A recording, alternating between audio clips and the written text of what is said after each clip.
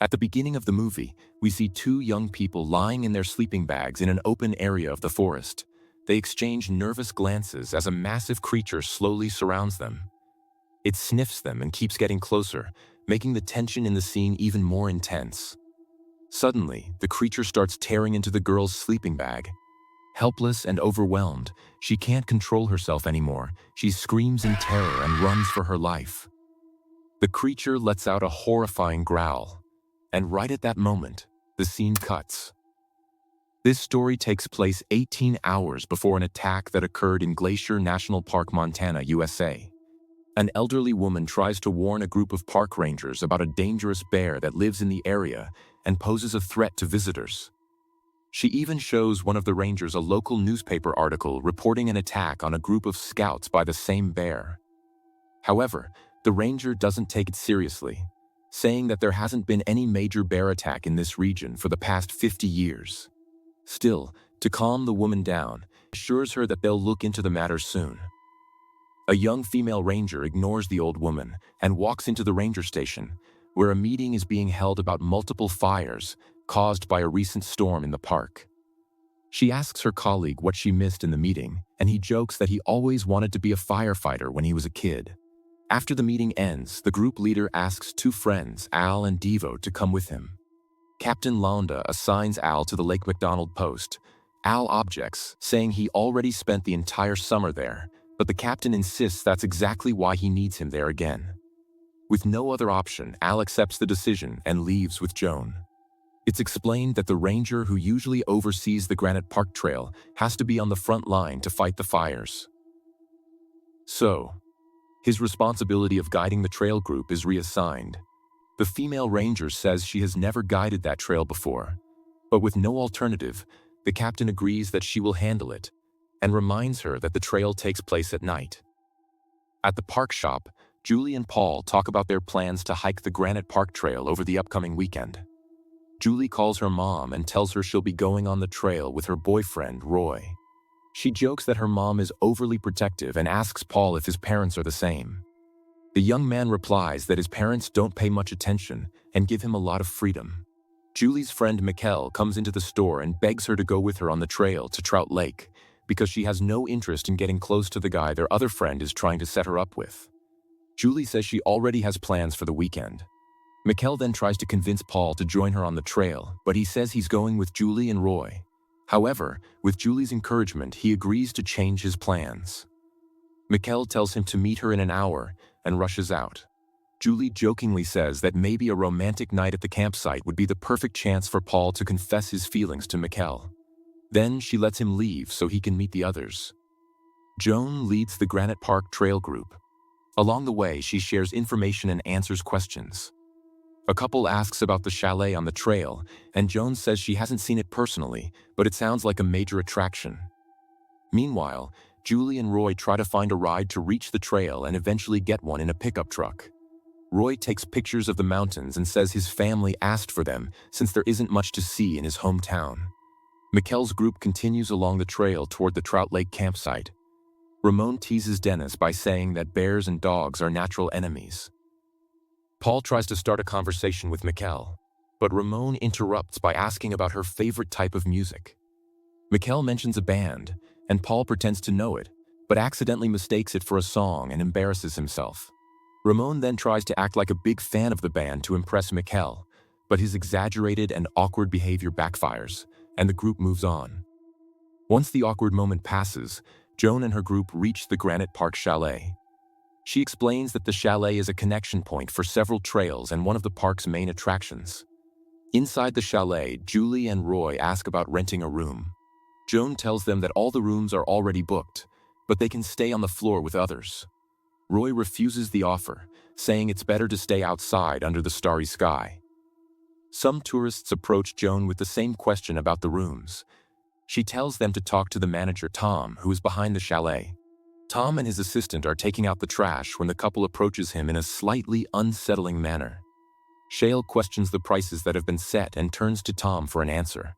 She gets a very blunt response from Tom, one that leaves everyone feeling completely uneasy.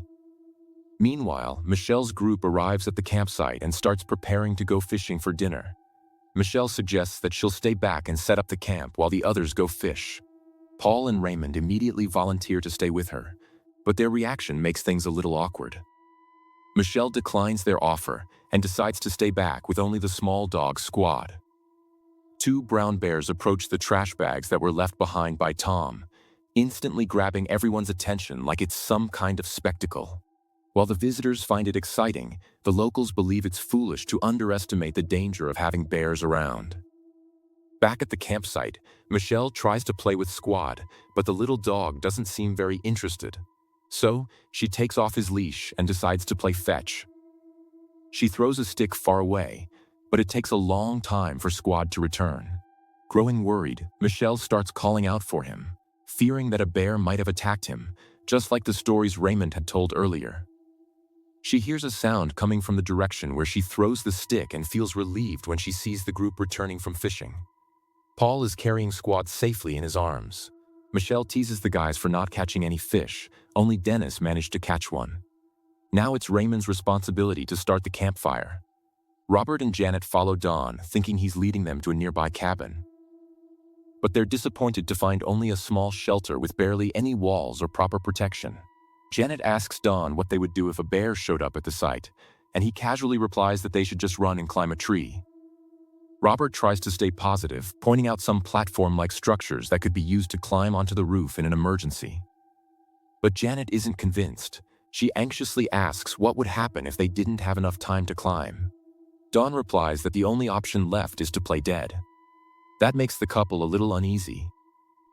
The strange tension breaks when Julie and Roy call out to Don from a distance. Seeing the young group with their sleeping bags, the couple decides to stay there and prepare for the night. Julie and Roy arrive at a campsite near the ruins of a small chalet that once served as a support point for park visitors. Julie asks Roy what he thinks, how Paul might be doing with Miguel on the other trail, and says she's feeling optimistic about that couple. Roy doesn't seem as hopeful and says Paul is probably going to get his heart broken soon.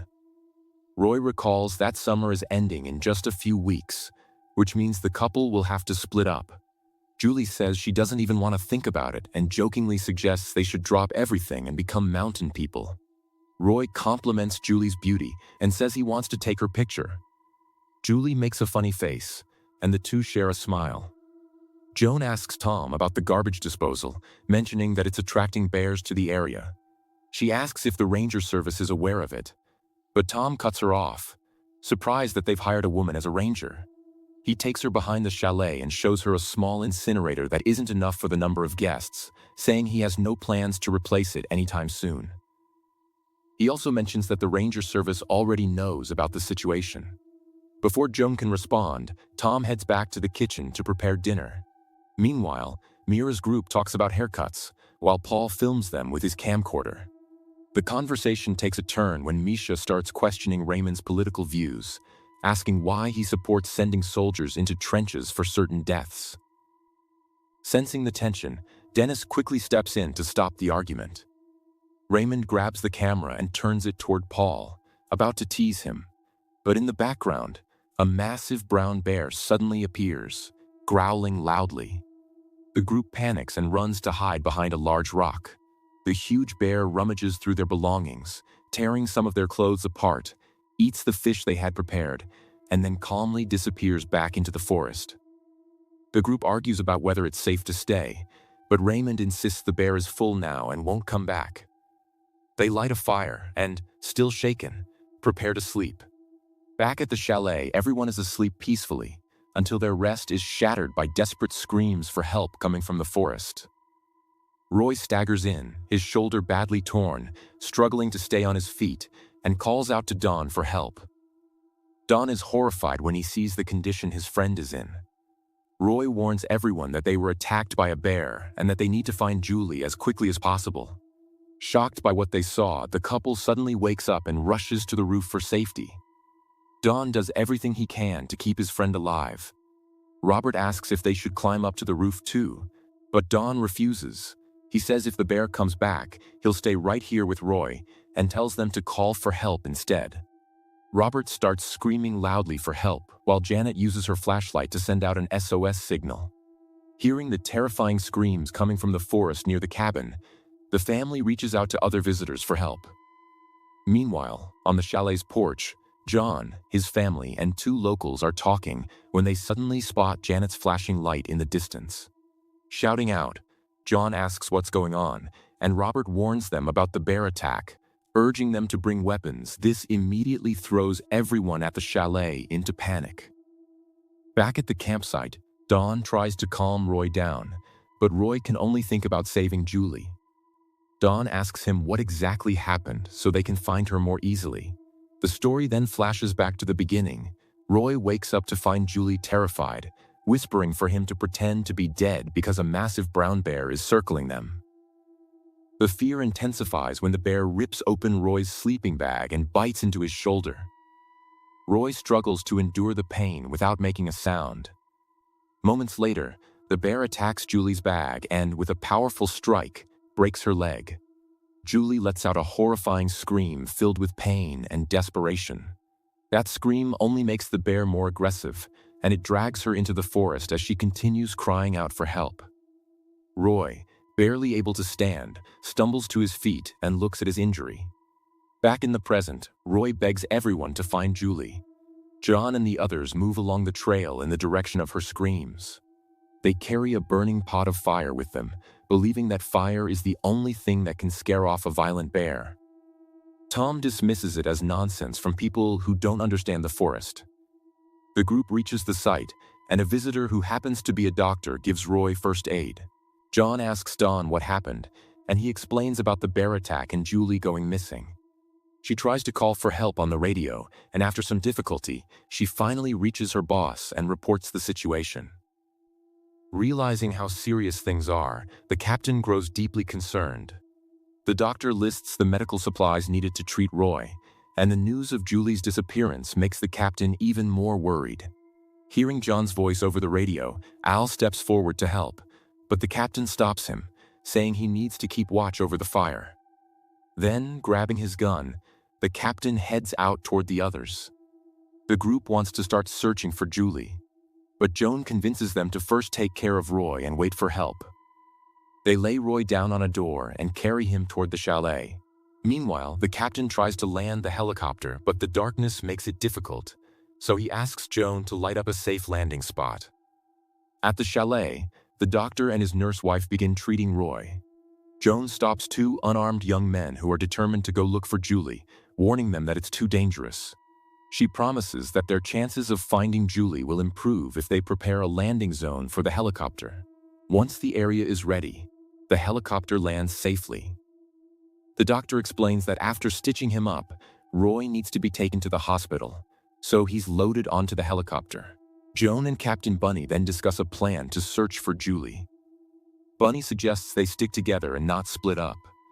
Armed with a shotgun and portable fire, they move along the trail. Near the lake, Denise wakes up to strange sounds coming from the forest and sees a bear approaching the group. She hides inside her sleeping bag and tries to keep everyone quiet so the bear doesn't notice them. The bear starts sniffing her bag. Just then, Paul spots it and panics, shouting and running away, which draws the animal's attention toward him. The rest of the group manages to hide among the rocks, but Mule's sleeping bag zipper gets stuck, and she can't get out. She tries to hide, but just like Julie, she's dragged into the forest by the massive brown bear, while her terrified friends watch helplessly. Meanwhile, Joan and Bunny's group reaches the spot where Roy and Julie were attacked and begins searching for signs of the girl. They conclude that the bear must have taken her up the hill. Bunny gathers everyone and warns them that he has only one bullet left, and in the dark forest, if the animal appears, everyone must focus their lights on it. They move uphill, and along the way they find more signs of Julie, giving them hope that she might still be alive. Up ahead, gathering her last bit of strength, Julie weakly whispers for help, and luckily, someone hears her. The doctor gives her first aid, and the group quickly starts moving the young woman as fast as they can. On the way, the doctor explains that Julie's condition is critical. One of her lungs is badly damaged, and she has lost a massive amount of blood. It's nothing short of a miracle that she's still alive. They reach the chalet, and medical procedures begin immediately. Bunny tries to comfort Joan about her decisions and how she handled the situation. Meanwhile, the doctor and his wife discuss Julie's condition, and he admits that he fears it might already be too late to save her. One of the rescuers, a priest, steps forward. After saying a few comforting words, he baptizes the young woman.